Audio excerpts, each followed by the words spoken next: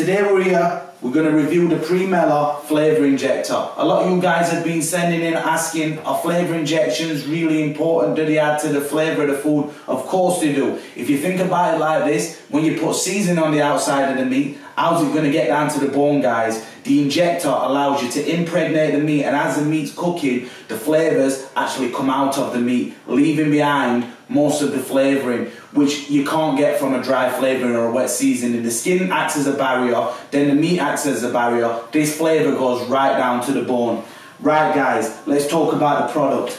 It's a 60ml flavour injector. It's stainless steel. It comes with 3 heads. One of the heads is a long head. This is designed for stuff like whole pig roast, things like that, so you can get right deep under the thick skin. It has numerous holes, 12 in total, which helps you impregnate the meat. As the flavour pushes out, it pushes out the meat from numerous holes. You have a sharp end to it so it can pierce most meats. This comes with a lifetime guarantee. Now let's be honest guys, I don't think it's going to last a lifetime, but I reckon you'll get a good couple of years out of it depending on how much you use it. If you're a chef like me, you'll probably get 12 months.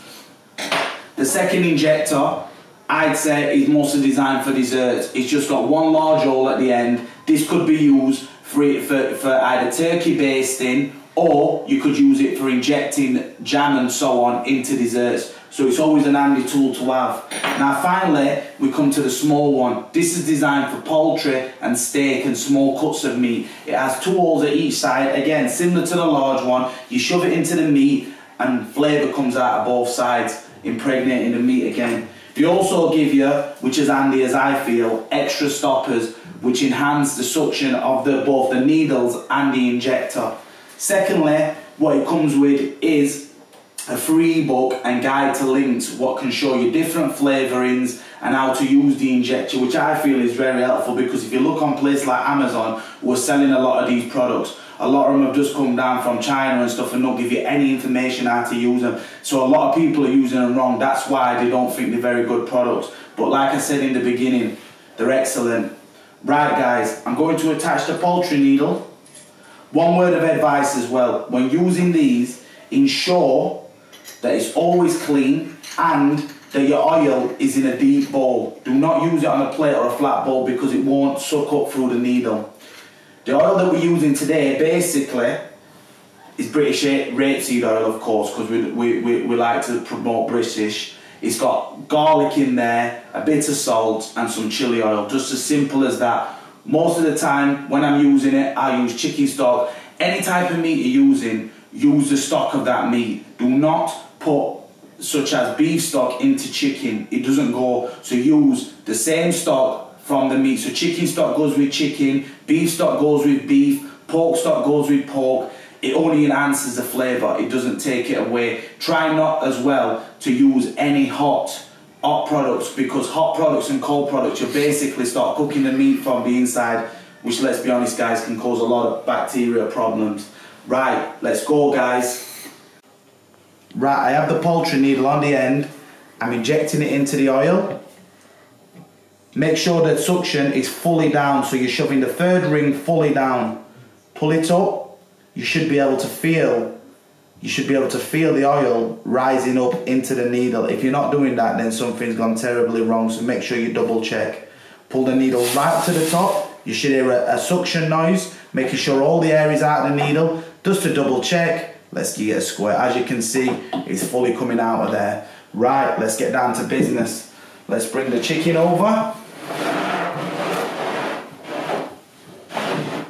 We're going to, what you got to do with the chicken, ensuring when you come down to the front, pull the chicken's neck, go up underneath the skin. Do not pierce the skin.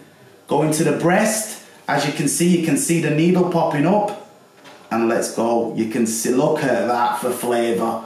Inject again in a different position. Try not to shove all your oil in one position. Move your oil around the bird, because if you put it all in one spot, what's going to happen? It's going to leak out. Same again on the other side. Use it as a guide. Do not pierce the skin. Oh, look at the flavour combination going there. Get the bird all the way around. Try to get as many stab wounds as you can. Pump the bird up. Oh, look at that. Did you see that? Right, one more go in the breast.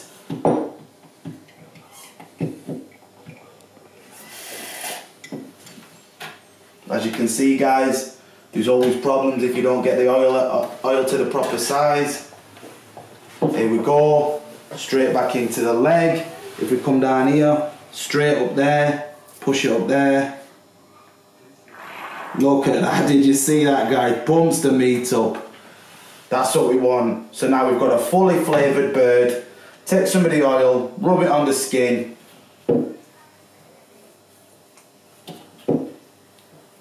And there you've got a beautiful bird for the oven.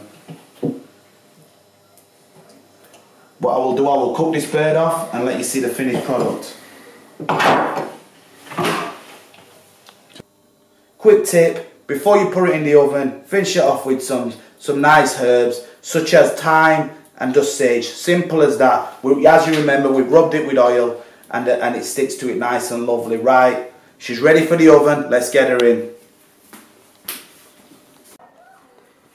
Right, guys, as you can see, it's a lovely finished bird. Let's give it a cut, see if the flavour's worked. Look at the juice running out of there, guys. As you can see bits of different flavouring running through the bird. It just cuts like butter. It also adds moisture to the bird. As you can see, the meat's just falling off, that's what you want from any bird. But look how suckling that is, guys. You can see the flavour where it's been injected. Look at that. What a flavoursome bird. Thanks very much, guys, for tuning in. See you next week.